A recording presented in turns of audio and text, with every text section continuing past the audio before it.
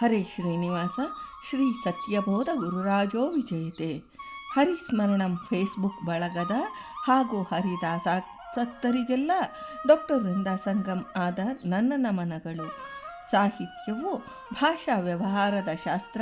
ಸಾಹಿತ್ಯ ಜ್ಞಾನವಿಲ್ಲದೆ ಯಾವುದೇ ಶಾಸ್ತ್ರಾಭ್ಯಾಸ ಮಾಡಿದರೂ ಬರೆಯಲು ನಿರೂಪಿಸಲು ಜ್ಞಾನಿಗಳು ಸಾಹಿತಿಗಳೂ ಆಗಿ ವಿಚಿತ್ರ ಕಲ್ಪನೆಗಳಿಂದೊಡಗೂಡಿದ ಶಬ್ದ ಸಂಪತ್ತಿನಿಂದ ರವಿ ಕಾಣದ್ದನ್ನು ಕವಿ ಕಂಡನೆಂಬಂತೆ ಅಮೂರ್ತವಾದುದನ್ನು ಮೂರ್ತಗೊಳಿಸಿ ತತ್ಕಾಲದಲ್ಲಿ ಜ್ಞಾನವನ್ನು ತುಂಬಿಸುವುದೇ ಪ್ರೌಢ ಸಾಹಿತ್ಯ ಅಂತ ಕರೆಸ್ಕೋತದ.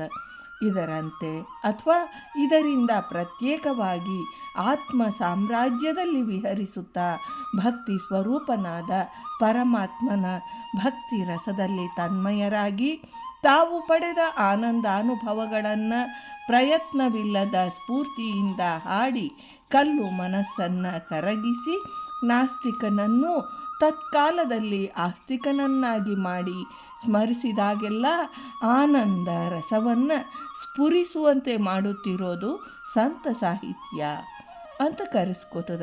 ಈ ಎರಡು ಬಗೆಯ ಸಾಹಿತ್ಯದೊಳಗೆ ಅತ್ಯಂತ ಪೂಜ್ಯವಾಗಿರೋದ್ರಿಂದ ಮಾನವನ ಜೀವನಕ್ಕೆ ಹೊಂದಿಕೊಂಡಿರೋದ್ರಿಂದ ಸಂತ ಸಾಹಿತ್ಯಕ್ಕೆ ಯಾವ ಭಾಷೆಯೊಳಗೆ ನೋಡಿದರೂ ಅಗ್ರಸ್ಥಾನ ದೊರೆತದ. ಸಂತ ಸಾಹಿತ್ಯ ಅಂದರೆ ಸರ್ವ ಭಾಷೆಯೊಳಗಿರೋದು ಒಂದೇ. ಸಂಸ್ಕೃತದಲ್ಲಿಯ ವೇದ ಉಪನಿಷತ್ಗಳು ಗೂಢ ಪ್ರಮೇಯಗಳು ಇವೆಲ್ಲ ಸೇರಿಕೊಂಡು ಇದರ ಜ್ಞಾನದ ಸುಲಭದ ಸರಳದ ಆದರೆ ಆಕರ್ಷಕ ರೀತಿಯೊಳಗೆ ಹೇಳ್ಕೋತ ಜೀವಿಯ ಉದ್ಧಾರಕ್ಕೆ ಅನುವಾಗೋದ ಇಲ್ಲಿನ ಮೂಲ ಉದ್ದೇಶ. ಅದು ಅಜ್ಞಾನಿಗೂ ಸುಲಭವಾಗಿ ತಿಳಿಯುವಂತೆ ಹೇಳೋದು. ಹೇಳುವ ಶೈಲಿ ಕೂಡ ಆಕರ್ಷಕವಾಗಿ ಛಂದಸ್ಸು ಪ್ರಾಸ ಅಲಂಕಾರಗಳೊಂದಿಗೆ ಸಾಹಿತ್ಯದ ಎಲ್ಲ ಪ್ರಕಾರಗಳಲ್ಲಿಯ ಅಂಶಗಳನ್ನು ಒಳಗೊಂಡದ.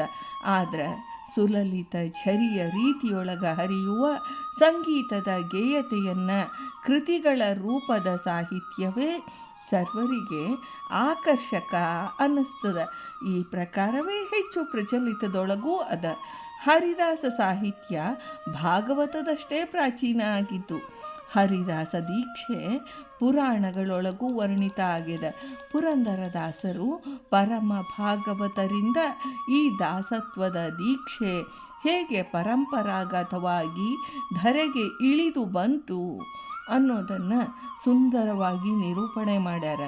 ವಿದ್ವಾಂಸರು ಹೇಳೋ ಹಂಗೆ ಹರಿದಾಸ ದೀಕ್ಷೆಗೆ ಮಹಿದಾಸ ನಾಮಕ ಭಗವಂತನೇ ಆದ್ಯ ಪುರುಷ, ಅವನೇ ಸ್ವಾಮಿ.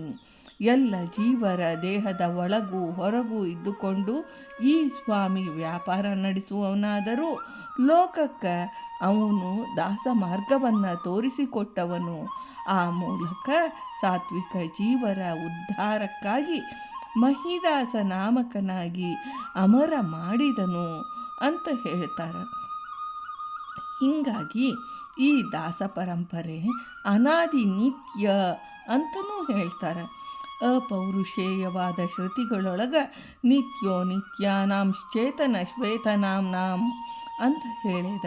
ಇದರ ಅರ್ಥ ಜೀವೇಶರು ಬೇರೆ, ದ್ವಾಸುಪರ್ಣ ಯುಚ ಸಖಾಯ ಸಮಾನಂ ಅನ್ನುವಂತಹ ಉಪನಿಷದ್ವಚನ ಶ್ರೀ ಪುರಂದರದಾಸರ ಕೃತಿಯೊಳಗೆ ಎರಡು ಒಂದಾಗದು ರಂಗ ಎರಡು ಒಂದಾಗದು ಎಂದಿಗೂ ಅನ್ನೋ ದೇವರ ನಾಮದೊಳಗೆ ಅದ. ಹರಿದಾಸ ಸಾಹಿತ್ಯದ ಪ್ರಕಾರ ವೈವಿಧ್ಯ ಅಂದರೆ ಕೀರ್ತನೆ ಸುಳಾದಿ ಉಗಾಭೋಗ ದಂಡಕ ಈ ಮೊದಲಾದ ಸಾಹಿತ್ಯದ ಅನೇಕ ಪ್ರಕಾರಗಳ ಸೃಷ್ಟಿಕರ್ತರು ಹರಿದಾಸರೇ. ನಿಜಕ್ಕೂ ಕನ್ನಡ ಸಾಹಿತ್ಯವನ್ನು ಶ್ರೀಮಂತಗೊಳಿಸಿದ ಕೀರ್ತಿ ಇವರದು ಅಲ್ಲದ ಸಂಖ್ಯಾ ದೃಷ್ಟಿಯಿಂದಲೂ ಇವರದ ಮೇಲು. ಶ್ರೀಪಾದರಾಜರಿಂದ ಹರಿದಾಸ ಸಾಹಿತ್ಯಕ್ಕೆ ಹೊಸತನ ಬಂತು. ವ್ಯಾಸರಾಯರು ಪುರಂದರದಾಸರಿಂದ ಸತ್ವಪೂರ್ಣಗೊಂಡು ಕನಕದಾಸರು ಜಗನ್ನಾಥದಾಸರು ವಾದಿರಾಜರು ಈ ಮೊದಲಾದವರಿಂದ ಈ ಹರಿದಾಸ ಸಾಹಿತ್ಯಕ್ಕೆ ಅದರ ಎಲ್ಲ ಪ್ರಕಾರಗಳಿಗೆ ಜೊತೆಗೆ ದೀರ್ಘ ಕೃತಿಗಳು ಖಂಡಕಾವ್ಯಗಳು ಇವೆಲ್ಲ ನಮಗೆ ಲಭ್ಯ ಆದವು. ಇವುಗಳು ಸಿದ್ಧಾಂತದ ಪ್ರಮೇಯ ವಿಷಯಗಳನ್ನು ನಿರೂಪಿಸುವುದರೊಂದಿಗೆ ಕಾವ್ಯಮಯವೂ ರಾಗ ತಾಳ ಲಯಬದ್ಧವೂ ಶ್ರೀಸಾಮಾನ್ಯರಿಂದ ವಾಗ್ಗೇಯಕಾರರು ಗಾನ ಮಾಡಿ ಮೆರೆಯಿಸುವ ಮಾಧುರ್ಯದ ಅಮೃತವಾಣಿಗಳಾದವು. ಶ್ರೀಹರಿ ಸರ್ವೋತ್ತಮ, ಎಲ್ಲರೂ ಅವನ ದಾಸರು ಅನ್ನುವಂತಹ ಈ ಭೇದ ಸಾರುವಂತಹ ಹರಿದಾಸ ಸಾಹಿತ್ಯ ಶ್ರೀಹರಿ ಹಾಗೂ ಅವನ ದಾಸರಾದ ಉಭಯರ ಅಭಿಪ್ರಾಯ ಒಂದ. ಅದೇ ಸಾಹಿತ್ಯ ಭಾವ, ಸಾಹಿತ್ಯ ದಾಸರಿ, ಹರಿಯ ಸಂದೇಶ ತಲುಪುವ ಸಾಹಿತ್ಯ ಹರಿದಾಸ ಸಾಹಿತ್ಯ. ಸಂಸ್ಕೃತದಿಂದ ಸಮಾಜ ದೂರ ಸರಿದ್ರೂ ತತ್ವಜ್ಞಾನದಿಂದ ದೂರ ಸರಿಬಾರದು ಅಂತ ನಿರ್ಮಿತವಾದ ಸಾಹಿತ್ಯ ಹರಿದಾಸ ಸಾಹಿತ್ಯ. ಮಾಧ್ವ ಮಹಿಳೆಯರ ಮೂಕತೆಗೆ ಬಾಯಿ ಕೊಟ್ಟದ್ದು ಈ ಹರಿದಾಸ ಸಾಹಿತ್ಯ. ಈ ಬದುಕು ಭಗವಂತನ ಮಹಿಮೆಗಳಿಗೆ ನಾವು ಸಮೀಪ ಆಗುವಂತೆ ಮಾಡಿದ್ದು ನರಹರಿ ತೀರ್ಥರು, ವಾದಿರಾಜರು, ವ್ಯಾಸರಾಯರು, ರಾಘವೇಂದ್ರರು, ಪುರಂದರದಾಸರು, ಕನಕದಾಸರು, ವಿಜಯದಾಸರು, ಗೋಪಾಲದಾಸರು, ಜಗನ್ನಾಥದಾಸರು, ಮೋಹನದಾಸರು ಹಿಂಗೆ ಮೊದಲಾದ ನೂರಾರು ಹರಿದಾಸ ವರೇಣ್ಯರ ಪರಂಪರೆ ಇಲ್ಲದ. ಈ ಪರಂಪರೆಯ ಅನರ್ಘ್ಯರತ್ನವೇ ಶ್ರೀಮದ್ ವಾದಿರಾಜ ಯತಿವರ್ಯ. ಇವರು 3 ರೀತಿಯೊಳಗೆ ನಮಗೆ ಕಲ್ಪನೆಗಳನ್ನು ಹರಿದಾಸ ಸಾಹಿತ್ಯದೊಂದಿಗೆ ಸಂಸ್ಕೃತ ಸಾಹಿತ್ಯ, ತುಳು ಸಾಹಿತ್ಯವನ್ನು ಕಟ್ಟಿಕೊಟ್ಟಾರೆ. ನಾವು ಹರಿದಾಸ ಸಾಹಿತ್ಯವನ್ನು ಅರ್ಥ ಮಾಡಿಕೊಳ್ಳುವ ಹೊತ್ತಿನೊಳಗೇ ಮೂಲ ಸಂಸ್ಕೃತ ಸಾಹಿತ್ಯ ಹೆಂಗಿತ್ತು ಅನ್ನೋದರ ಪರಿಚಯವನ್ನು ಮಾಡಿಕೊಳ್ಳೋದು ಬಹಳ ಮುಖ್ಯ ಅದ.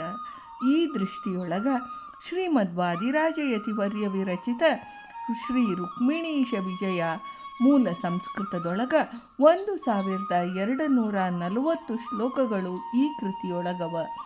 ಈ ಕೃತಿಯ ಪರಿಚಯ ಮಾಲಿಕೆಯೊಳಗೆ ನಾವು ತುಸು ಪರಿಚಯವನ್ನು ಮಾಡಿಕೊಳ್ತಾ ಹೋಗೋಣ.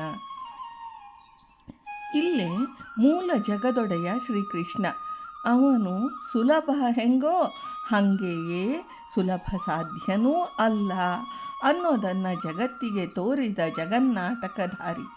ಅವನೊಂದಿಗೆ ಇರುವ ಲಕ್ಷ್ಮೀದೇವಿಯೂ ಸಹ ಆತನನ್ನು ಪಡೆಯಲಿಕ್ಕೆ ಮಾಡುವಂತಹ ಸಾಹಸ, ಆ ಮೂಲಕ ನಮಗೆ ಹರಿ ಸರ್ವೋತ್ತಮತ್ವವನ್ನು ತೋರುವ ಹರಿಭಕ್ತಿ, ಹರಿ ಸಾನ್ನಿಧ್ಯದ ಮಹಿಮೆ, ಅದನ್ನು ಪಡೆಯುವುದೇ ಗುರಿ ಅಂತ ಪ್ರೇರೇಪಿಸುವ ಸರ್ವಜ್ಞರಾದ ಶ್ರೀ ಮಧ್ವಾಚಾರ್ಯರ ಯುವರಾಜರಂತೆ ಶೋಭಿಸುವ ಶ್ರೀ ವಾದಿರಾಜ ಗುರುವರೆಣ್ಯರು ಲೋಕೋದ್ಧಾರಕ್ಕಾಗಿ ಮಾಡಿದ ಸಮಸ್ತ ಮಂಗಲದಾಯಕ ಮಹಾಕಾವ್ಯವೇ ರುಕ್ಮಿಣೀಶ ವಿಜಯ. ಲೀಲಾ ಮಾನುಷ ವಿಗ್ರಹನಾದ ಶ್ರೀಹರಿಯ ಮಹಿಮೆಯನ್ನು ವಿವರಿಸೋದು ಇದೊಂದು ಶಾಸ್ತ್ರಗ್ರಂಥವೂ ಹೌದು.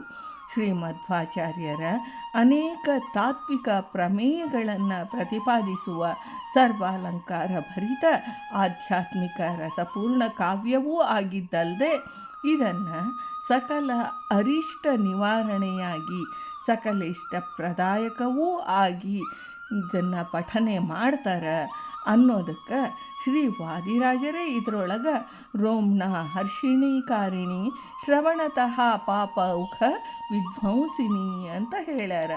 ಯುಗಾದಿಯ ಈ ವಿಶ್ವಾವಸು ಸಂವತ್ಸರದೊಳಗೆ ಇಂತಹ ಮೂಲ ಗ್ರಂಥದ ಪರಿಚಯ ಮಾಲಿಕೆಯನ್ನು ಪ್ರಾರಂಭಿಸೋದು ನನ್ನ ಸೌಭಾಗ್ಯವೂ ಹೌದು ಅಂತ ನಾನು ಕಲ್ಪನಾ ಮಾಡ್ಕೋತೇನೆ. ಈ ರುಕ್ಮಿಣೀಶ ವಿಜಯ ಅನ್ನುವಂತಹ ಒಂದು ಶ್ರೇಷ್ಠ ಗ್ರಂಥ ರಚನೆಯ ಹಿನ್ನೆಲೆಯೇ ಅತ್ಯಂತ ರೋಚಕಾದ ಪುಣ್ಯಪತ್ತನ. ಅಂದ್ರೆ ಈಗಿನ ಪೂನಾ ಪಟ್ಟಣದೊಳಗೆ ಮಾಘ ಕವಿಯ ಶಿಶುಪಾಲವಧೆ ಅನ್ನುವಂತಹ ಗ್ರಂಥ ಈ ಮಹಾಕಾವ್ಯ ಕಾವ್ಯದ ಎಲ್ಲ ಲಕ್ಷಣಗಳನ್ನೂ ಹೊಂದಿದ ಅಂತ ಮಹಾರಾಜರಿಂದ ಗೌರವಿಸಲ್ಪಟ್ಟು ಮಾಘ ಸಂತಿ ತ್ರಯೋಗುಣಾಃ ಅನ್ನುವಂತಹ ವಚನದಂತೆ ಕಾಳಿದಾಸನ ಉಪಮೆಯನ್ನು, ಭಾರವಿಯ ಅರ್ಥ ಗೌರವವನ್ನು, ದಂಡಿಯ ಪದಲಾಲಿತ್ಯವನ್ನು ಹೊಂದಿದ ಕಾವ್ಯವಾಗಿ ಕಾವ್ಯೇಶು ಮಾಘಃ ಅನ್ನುವಂತಹ ಪ್ರಸಿದ್ಧಿ ಪಡೆದು ಅಂಬಾರಿಯೊಳಗೆ ಮೆರವಣಿಗೆಗೆ ಭಾಜನ ಆಗಿತ್ತು. ಆ ಪ್ರದೇಶದೊಳಗ ಸಂಚಾರದಲ್ಲಿದ್ದಂತಹ ಗುರು ವಾದಿರಾಜರು ಈ ವಾರ್ತೆಯನ್ನು ಕೇಳಿ ಅಲ್ಲಿನ ಮಹಾರಾಜರಿಂದ ಕೇವಲ 19 ದಿನಗಳ ಕಾಲಾವಕಾಶ ಕೇಳಿ ಅಂದಿನಿಂದ ದಿನಕ್ಕೊಂದು ಸರ್ಗದಂತೆ 19 ದಿನಗಳಲ್ಲಿ 19 ಸರ್ಗಾತ್ಮಕವಾದ ಈ ಶಾಸ್ತ್ರ ಮಹಾಕಾವ್ಯವನ್ನು ರಚಿಸಿದರು. ಇದನ್ನು ಕಂಡಂತಹ ಆ ಕಾಲದ ಮೇಧಾವಿಗಳೆಲ್ಲ ಈ ಕಾವ್ಯದೊಳಗ ಅಡಗಿರುವ ಅಲೌಕಿಕವಾದ ಶೃಂಗಾರ ವರ್ಣನೆ, ಮೌಲ್ಯಗಳು, ಆಧ್ಯಾತ್ಮಿಕ ಸಂದೇಶಗಳನ್ನು, ಜಿಜ್ಞಾಸುಗಳ ವಿಚಾರವನ್ನು ಕೆರಳಿಸುವ ಯುಕ್ತಿ ನೈಪುಣ್ಯವನ್ನು ಕಂಡು ರೋಮಾಂಚನಗೊಂಡರು. ಸವಿನೋದಂ ಸಾಟ್ಟಹಾಸಂ ಸಸ್ಮಿತಂ ಸುಸ್ವರಾನ್ವಿತಂ ಸುರಸಸ್ಯ ಸಪ್ರಮಾಣಂ ವಾದಿರಾಜ ವಚನೋಮೃತಂ ಅನ್ನೋ ಹಂಗೆ ಸರಸಯುಕ್ತಿಗಳಿಂದ ಅನುಪ್ರಾಸಗಳಿಂದ ಕೂಡಿ ಶಾಸ್ತ್ರದ ಅರ್ಥ ಗೌರವಗಳೊಂದಿಗೆ ಕಾವ್ಯ ಮಧುರತೆಯಿಂದ ಕೂಡಿದ. ಪಂಡಿತರಿಗೆ ಬೋಧಕವಾಗಿ, ಪಾಮರರಿಗೆ ರಂಜಕವಾಗಿ, ಅರಸಿಕರಿಗೂ ದಿವ್ಯ ಭಕ್ತಿ ರಸಾನುಭೂತಿಯನ್ನು, ನಾಸ್ತಿಕನಿಗೂ ಆಧ್ಯಾತ್ಮ ಸಿಂಚನ ಮಾಡಿಸುವ ಕೃತಿ ಇದು. ಮಾಘನದು ಶಿಶುಪಾಲವಧ, ವಾದಿರಾಜರದ್ದು ರುಕ್ಮಿಣೀಶ ವಿಜಯ. ಸಜ್ಜನರ ಚೇತೋಹಾರಿಯಾದ ಕೃಷ್ಣನ ಅವತಾರದಿಂದ ರುಕ್ಮಿಣಿಯ ಕಲ್ಯಾಣದವರೆಗೆ 19 ಸರ್ಗಗಳು ಜಗತ್ತಿನ ಜನನಿ ಜನಕರನ್ನು ನಾಯಕ ನಾಯಕಿಯರನ್ನಾಗಿ ಮಾಡಿದ ಮಂಗಲಕರ ಮಹಾಕಾವ್ಯ ಇದು. ಈ ಗ್ರಂಥದ ಹಿನ್ನೆಲೆಯನ್ನು ಈವರೆಗೆ ನಾನು ಹೇಳಿದೆ. ಈ ಗ್ರಂಥದ ಕಥಾ ವಿಶೇಷತೆ ಏನು, ಇದನ್ನು ನಾವು ಯಾಕೆ ಓದಬೇಕು, ಇದರಿಂದ ನಮಗಾಗೋ ಪ್ರಯೋಜನ ಏನು ಅನ್ನೋದು ತಿಳಿದ್ರೆ ನಮ್ಗೆ ಓದಲಿಕ್ಕೆ ಕೇಳಲಿಕ್ಕೆ ಆಸಕ್ತಿ ಬರ್ತದಲ್ಲ. ಇದನ್ನೆಲ್ಲ ನಾವು ಮುಂದಿನ ಭಾಗದಾಗ ನೋಡೋಣ. ಇಂದಿನ ಈ ಭಾಗದ ನುಡಿ ಸೇವೆಯನ್ನು ಶ್ರೀಕೃಷ್ಣನಿಗೆ ಸಮರ್ಪಣೆ ಮಾಡ್ತೇನೆ. ಭಾರತೀ ರಮಣ ಮುಖ್ಯ ಪ್ರಾಣಾಂತರ್ಗತ ವೃಂದಾವನ ವಿಹಾರಿ ಶ್ರೀಕೃಷ್ಣಾರ್ಪಣಮಸ್ತು.